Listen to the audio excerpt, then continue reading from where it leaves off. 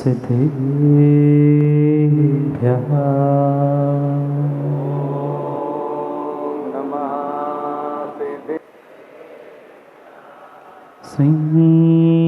श्रीमन्परं गम्भीर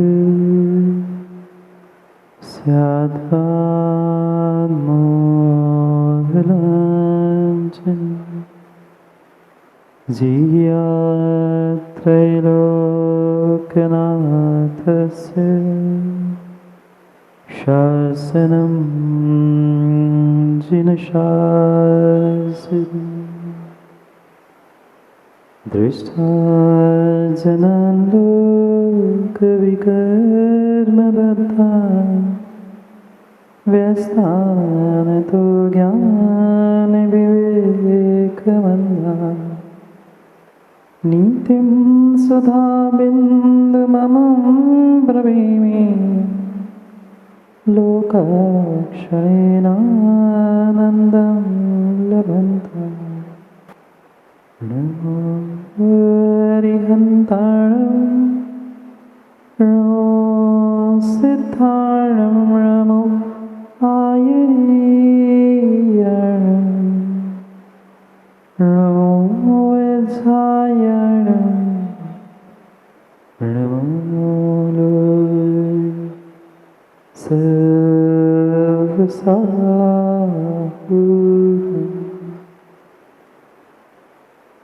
अनंत अनंत परम सिद्ध भगवान की 1008 श्री आदिनाथ भगवान की परम पूज्य आचार्य भगवान कुंद कुंद स्वामी की परम पूज्य आचार्य भगवान पट्टाचार्य श्री विशुद्ध सागर जी महाराज की सनातन जैन धर्म की क्षमावाणी महापर्व की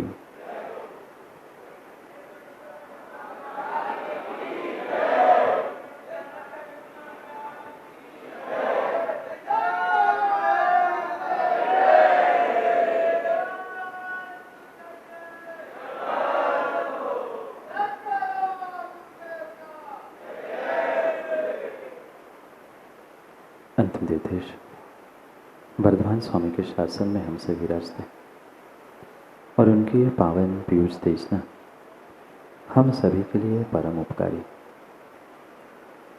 अनादिकाल से हमारी इस आत्मा में जो जन्म जरा और मृत्यु रूपी रोग लगे, उन रोगों का उपशमन करने वाली कोई परम औषधि है तो वह एकमात्र यह जिनवाणी।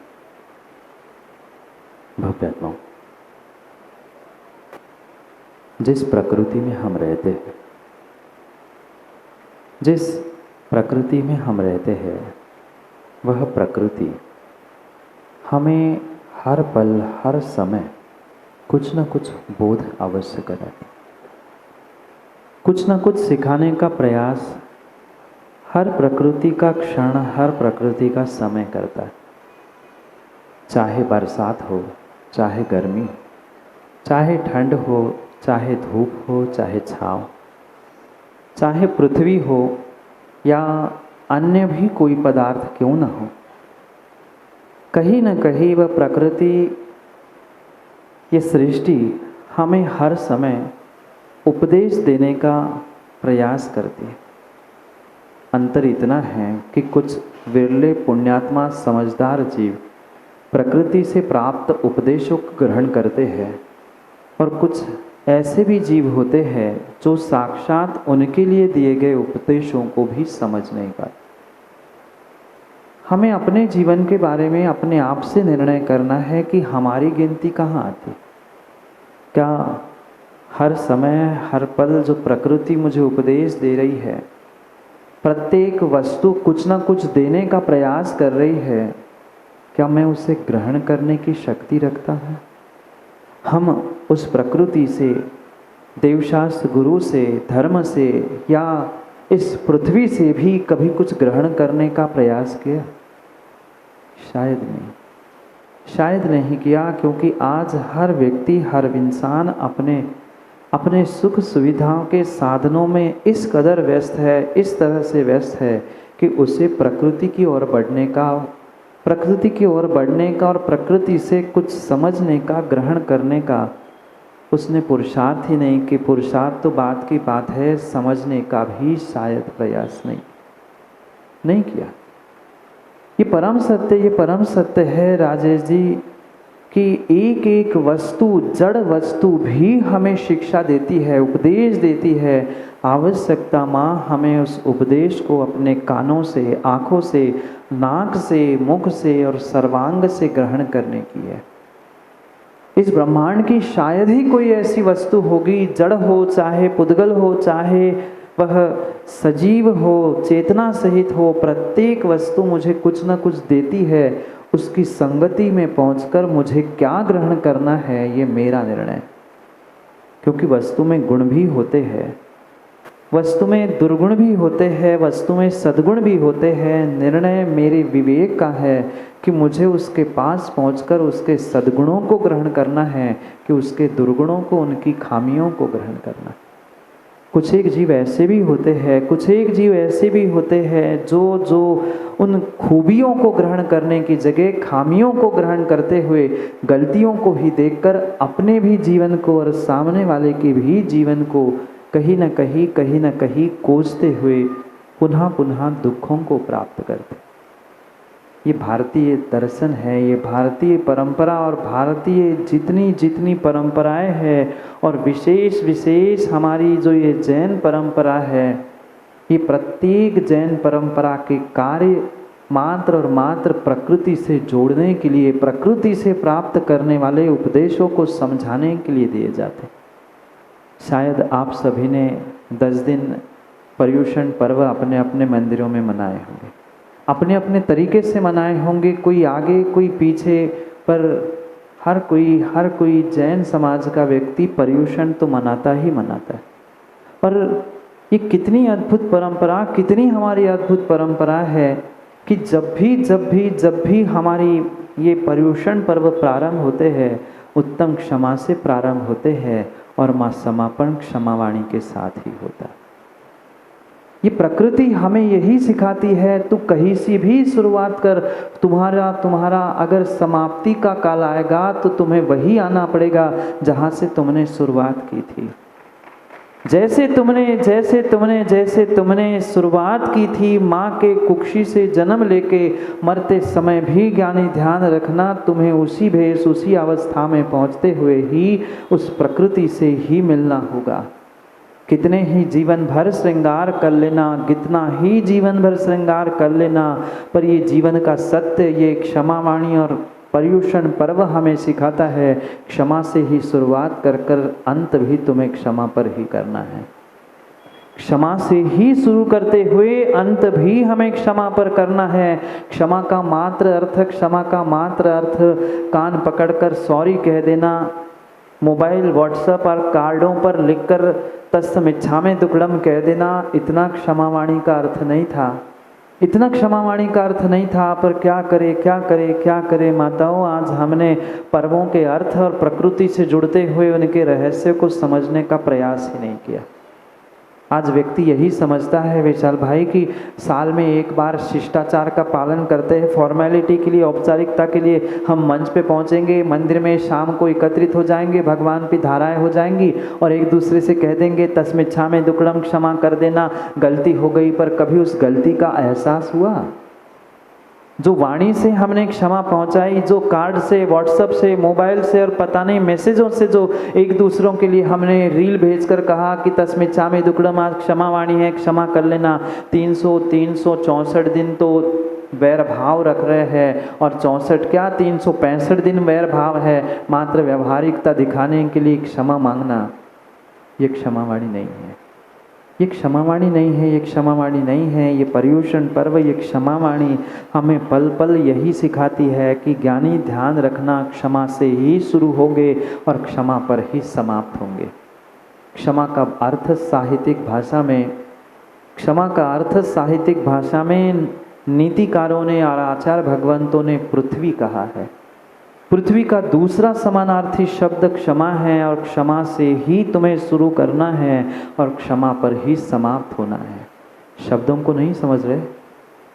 जन्म जब भी होगा, जन्म जब भी होगा, आज भले ही अस्पतालों में जन्म हो रहा है, पर पहले घर में जब भी बच्चा जन्म लेता था, पृथ्वी पर ही उसका गिरकर जन्म होता था और मरते समय भी इसी पृथ्वी, इसी क्षमा से ही जुड़ना है। ये क्षमा हमें सिखा रही है, मात्र शब्दों की क्षमा नहीं। जैसे जैसे जैसे पृथ्वी पर आप चाहे गड्ढा खोद लो, चाहे अग्नि लगा लो, चाहे पानी बरसा लो, चाहे मल का विसर्जन कर लेना, पर पृथ्वी कभी कभी कभी मुंह खोलकर, आँख खोलकर आपके जैसे गुस्सा नहीं दिखाती, आप जैसी प्रशंसा नहीं करती कि मेरे ऊपर मल क्यों फेंका, मेरे ऊपर फूल क्यों फेंके। वह कभी कभी ये विकल्प नहीं करती। इसीलिए शायद साहित्यकारों ने और नीतिकारों ने उस पृथ्वी का नाम क्षमा रखा है। क्या माँ ऐसी क्षमा मेरे भीतर है? हम थोड़ा सा विचार करें, क्या मेरे भीतर भी ऐसी क्षमा है? आज क्या करे संजय भाई, हमारे धर्म को, हमारे पर्व को भी आज कठोर शब्द लग सकता है, पर पहले ही मैं क्षमा के साथ कहना चाहता हूँ, सत्यता काला जी यही है आज हमारा धर्म, हमारे पर्व और हमारा क्षमा मांगना, क्षमा वाणी भी बाजारू हो चुकी है। क्या व्यक्तिगत रूप से हमने किसी को आज तक क्षमा करने का भाव रखा? नहीं, सामूहिक रूप से एकत्रित हो गए, एक दूसरे 4, 6, 10 लोग इकट्ठे हो गए, बोल दिया मैं क्षमा चाहता हूँ, साल भर में जो गलती की है वो मैं उसके लिए क्षमा चाहता हूँ। जिस बातों को लेकर आप क्षमा मांग रहे हो, जिसके लिए क्षमा मांग रहे हो, क्या वैसे भाव क्षमा के हृदय के है? नहीं है। सत्यता पी के जैन साहब यही है आज हमारी क्षमा, आज हमारी क्षमावाणी, आज हमारा धर्म, आज हमारे पर्व, आज हमारे त्यौहार मात्र बाजारू हो चुके हैं, दिखावे के हो चुके हैं। व्यवहारिकता बस बची है, आत्मीयता नहीं बची।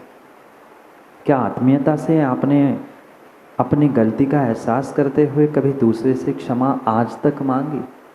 बचपन गया, 85 गई, पर आज तक हमने मायने समझे ही नहीं है। दूसरों को दिखाने के लिए, अपनी पब्लिसिटी, अपनी प्रशंसा प्राप्त करने के लिए क्षमावाणी नहीं है। पहले क्षमा है और फिर वाणी है। अगर क्षमा ही नहीं है, तुम्हारी शब्दों की वह क्षमा कार्यकारी नहीं है।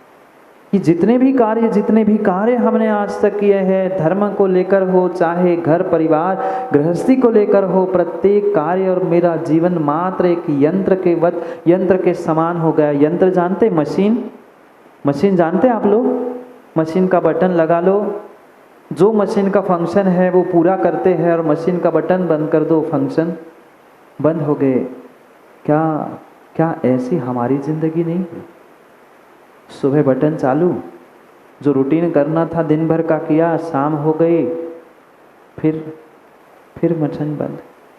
त्यौहार आए, 10 दिन के लिए हमने खूब धर्म किया, खूब पुण्य किया, और जैसे 11वां दिन आया, हमने जितना धर्म जितना पुण्य 10 दिन में किया था, 11वें दिन में पूरा पुण्य हम धुला के बैठ गए। हम थोड़ा सा विचार करें कि हमें प्रकृति, ये सृष्टि बहुत कुछ प्रदान कर रही है, पर हम कुछ ग्रहण करने का प्रयास तो करें। हम अगर ग्रहण करने की शक्ति नहीं रख रहे हैं, हम अगर अच्छी बातों को अपने भीतर ग्रहण नहीं कर पा रहे हैं, तो ध्यान रखना, जो भी कार्य हम आज तक करते आए हैं वह मात्र हमारी व्यवहारिकता है। अगर माताओं मायाचारी के साथ तुमने किसी से तस्मिच्छामि दुक्कडम, क्षमा कर देना, सॉरी भी कहा है, तो वो आपकी क्षमा वाणी के रूप में फलीभूत होने वाली नहीं।